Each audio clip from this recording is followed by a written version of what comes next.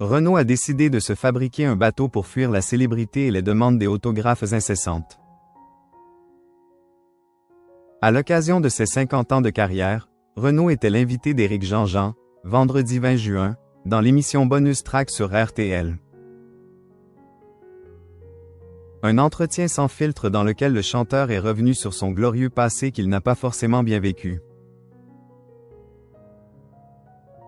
Fatigué par les projecteurs et les sollicitations constantes, Renault a, dans les années 1980, choisi une solution pour le moins radicale, se construire un bateau pour fuir la notoriété.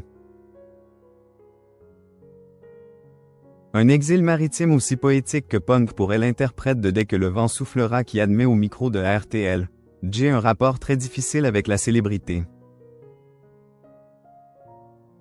Je ne m'appartenais plus, j'appartenais à tout le monde, a-t-il confié au micro d'Éric Jean-Jean sur RTL. Cette notoriété, il tente de la fuir en embarquant dans une aventure un peu folle, faire construire un bateau, et prendre la mer avec femme et enfants. Le Makhnovtchina, du nom d'un mouvement anarchiste ukrainien du début du XXe siècle, tout un programme, devient alors son refuge flottant. Nous sommes en 1982, alors au sommet de sa gloire, l'auteur de « Mistral gagnant » ne supporte plus cette célébrité envahissante qui transforme les moments simples en corvées d'autographes et en séances photos improvisées. On ne peut plus sortir dans la rue sans qu'on me reconnaisse, je ne peux plus faire ces courses peinards sans qu'on me demande des autographes, a-t-il expliqué.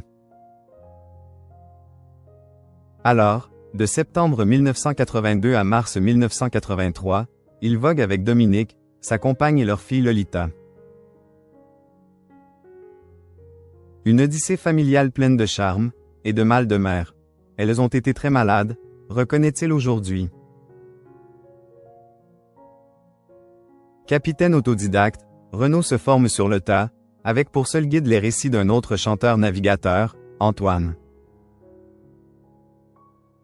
Et si cette échappée marine semble aujourd'hui relever de la légende personnelle, elle est sans doute le reflet d'un malaise plus profond. En effet, pour Renault, la célébrité n'a jamais été un objectif, mais plutôt un accident de parcours. Il reconnaît volontiers que le succès a été trop rapide, trop envahissant, trop bruyant. Le déclic, son premier zénith en 1984, à 32 ans.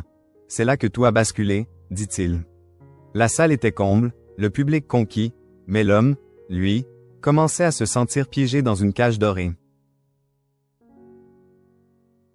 Aujourd'hui, à 73 ans, Renault parle de cette époque avec une forme de lucidité tranquille.